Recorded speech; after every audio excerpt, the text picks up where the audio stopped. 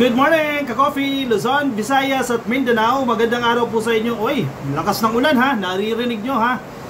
Ingat po kayo, nasaan man po kayong panig ng daigdig dahil walang tigil po itong ulan. Stay dry, ka-coffee. Oy, nabalitaan nyo na ba to? Medyo breaking news ito eh. Si Harry Roque, na isa pong pugante, kasalukuyang nandiyan sa dahig at mukhang malapit ng arestuhin ng Interpol, biglang nagbago ang isip. Gusto niya nang umuwi sa Pilipinas. Pinagpaplanuhan niya nang umuwi sa Pilipinas. Sir, wala nang dalawang isip, umuwi ka dito sa Pilipinas. Yun lang yun eh. Harapin mo yung kaso mo. Pero wag ka. Iba yung dahilan niya kung bakit siya uwi ng Pilipinas. Haharapin niya raw si PBBM. Naloko na. Haharapin mo si PBBM sa pag-uwi mo sa Pilipinas. Roque, ang dapat na sagot dyan, haharapin ko yung kaso ko. Yun. Uuwi ka ng Pilipinas para harapin yung kaso mo. Hindi yung haharapin mo si PBBM. Ano ba ginawa sa'yo ni PBBM? Wala namang ginawa sa'yo si PBBM. Ikaw itong may kasalanan sa batas.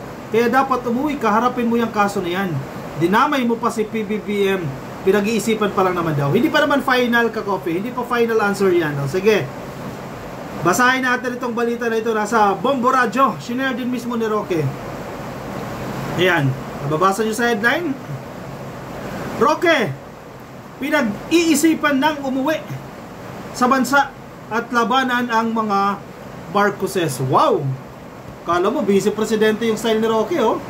Oh, uuwi ako ng Pilipinas, lalabanan ko ang mga Marcos. Who you? Si Sara Duterte nga na vice-presidente, umuobra ba? Ikaw pa na isang pugante na dati lang alila ni Duterte. Sasabihin mo kay PBBM na uuwi ako ng Pilipinas at haharapin ko ang mga Marcoses. Ano bang ginawa sa'yo ng mga Marcoses?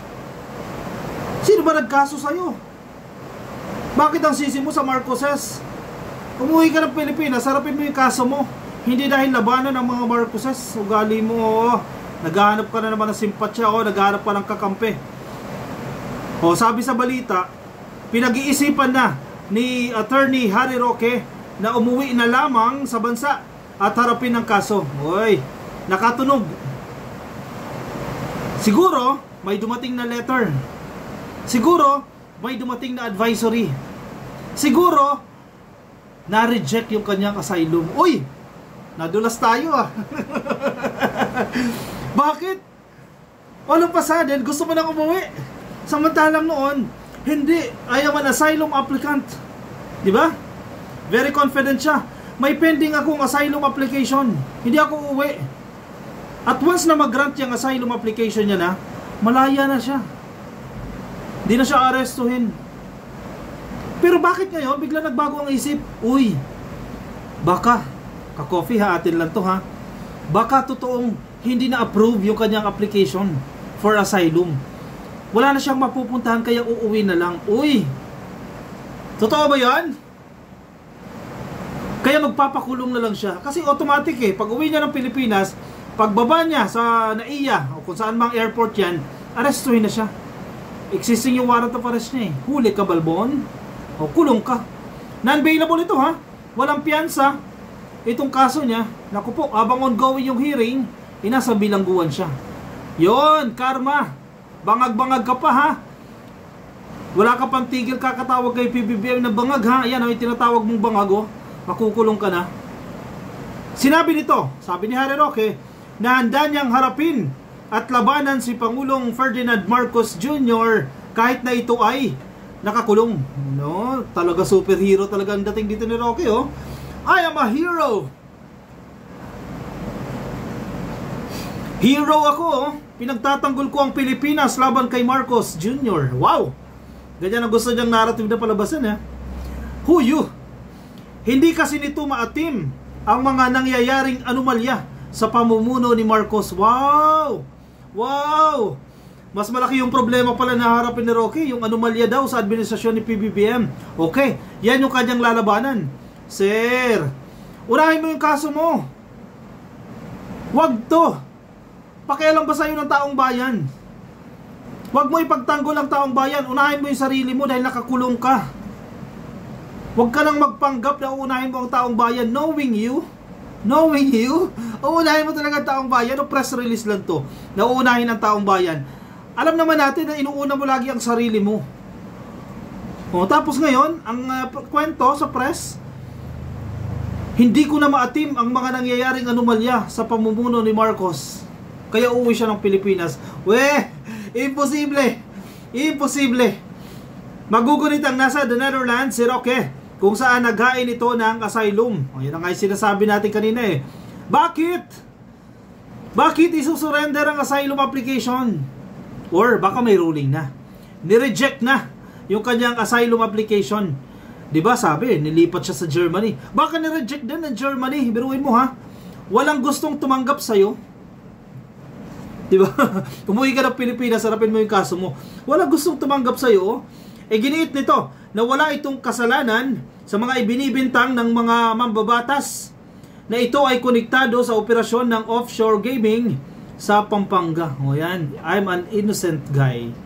I am innocent. Yan ang gustong palabasin ni Harry Roque dyan. Wala akong kasalanan. Wow, edi ikaw na. Wala siyang kasalanan, ha? Pero yung tao niya nakatira dyan sa loob ng Pogo Hub. Pero ilang beses tumawag sa PAGCOR, nagpa-follow up sa lisensya. Wala pa siyang kasalanan yan, ha? Tapos nag-aabogado kay Cassandra Ong. Wala pa siyang kasalanan yan, ha? Edi wow, pinatira sa bahay niya, sa apartment niya, yung mga Chinese guy. Wala pa siyang kasalanan yan, ha? Okay, dot. Ikaw na malinis, ikaw na walang kasalanan, mahuhuli na eh, kaya uuwi na ng Pilipinas. Hindi pa tumigil yan, ha?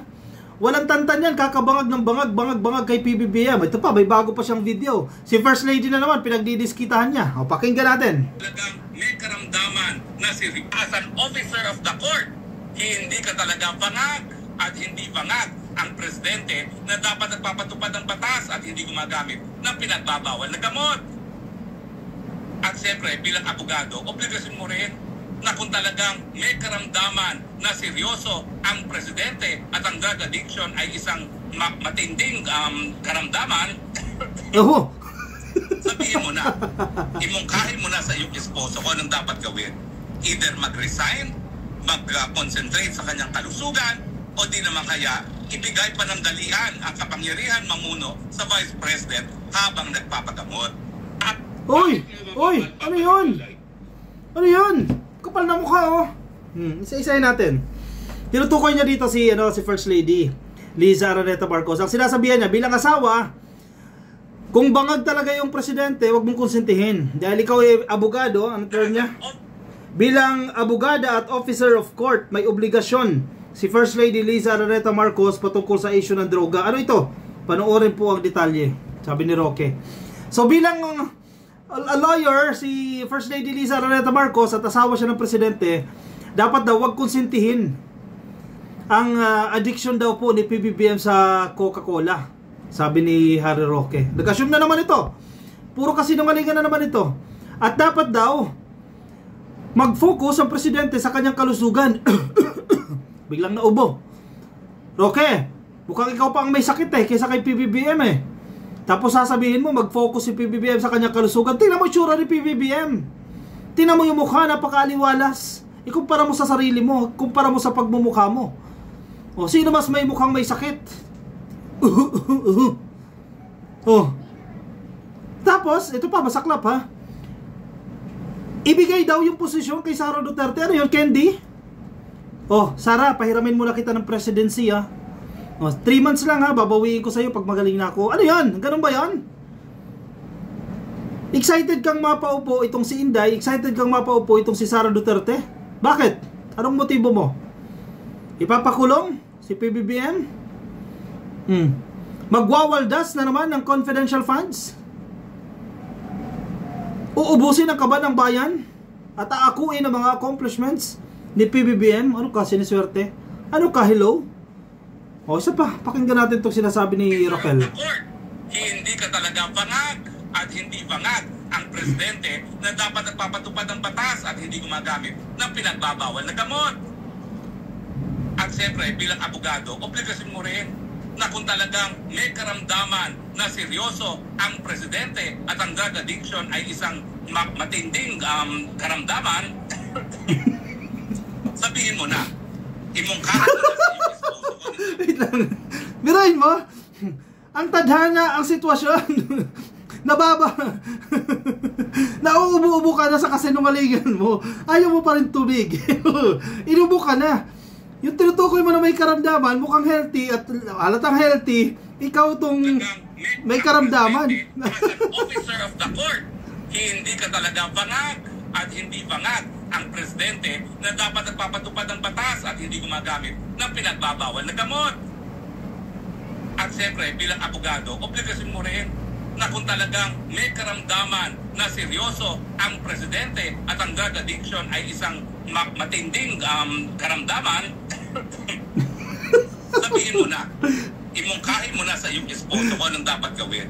Either mag-resign, mag-concentrate sa kanyang kalusugan, o di naman kaya ibigay panandalian at kapangyarihan mamuno sa Vice President habang nagpapagamot. As an officer of the court, kapal! Nagpapatawa tong si Roque, oh. Roque, asikasuhin mo yung sarili mo. Ito, payo ha. Hindi tayo magkaibigan. Sige. Bilang dati mong pinakiusapan din na tulungan ka. Ang payo ko sa iyo, sir, asikasuhin mo yung sarili mo. Mukhang may sakit ka dito, oh. Mukhang may karamdaman ka, magpahinga ka.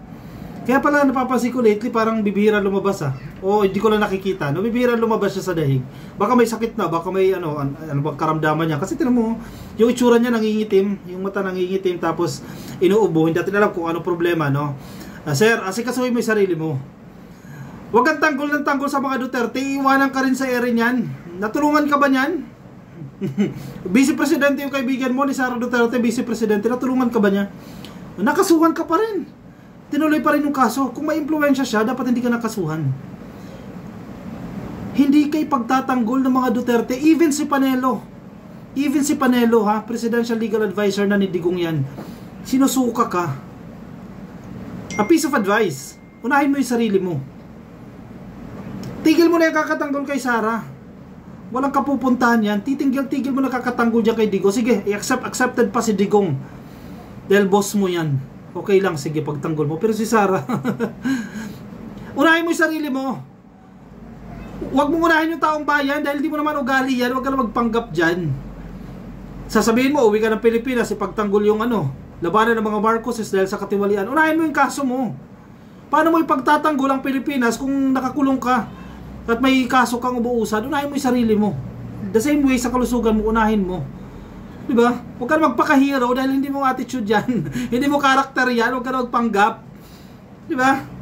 Ay nako. O siya, sige. Umuwi ka na, sir. Inaantay ka ng nang-aaresto sa'yo sa airport. Ayan, para masimulan na. Kung makukulong ka, ilang taon? 15 years? O pagkatapos ng administrasyon, sige, baka makalaya ka, parang si De Lima. O edi, malaya ka na ulit. O bagong buhay ka na lang ulit. A good piece of advice yan. Uwi ka dito. Harapin mo yung kaso mo. Not for the taong bayan, but for yourself and for your family. Hindi mo ugali yan na para sa taong bayan. Di ba? alam mo sa sarili mo yan na para sa sarili yung ginagawa mo. Di ba? Okay, sige. Alam mo yan, sir. O sige, i-komento ang inyong opinion, ang inyong reaksyon dyan sa comment section para mabasa po ng iba natin mga ka-coffee. Yung mga nasa Facebook, pasuhin na lang please like and follow. YouTube, subscribe, TikTok, subscribe na rin po kayo.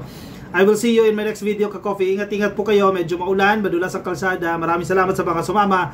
Ingat po kayo, nasa man po kayong panig ng daigdig at agkapitayon. Bye-bye.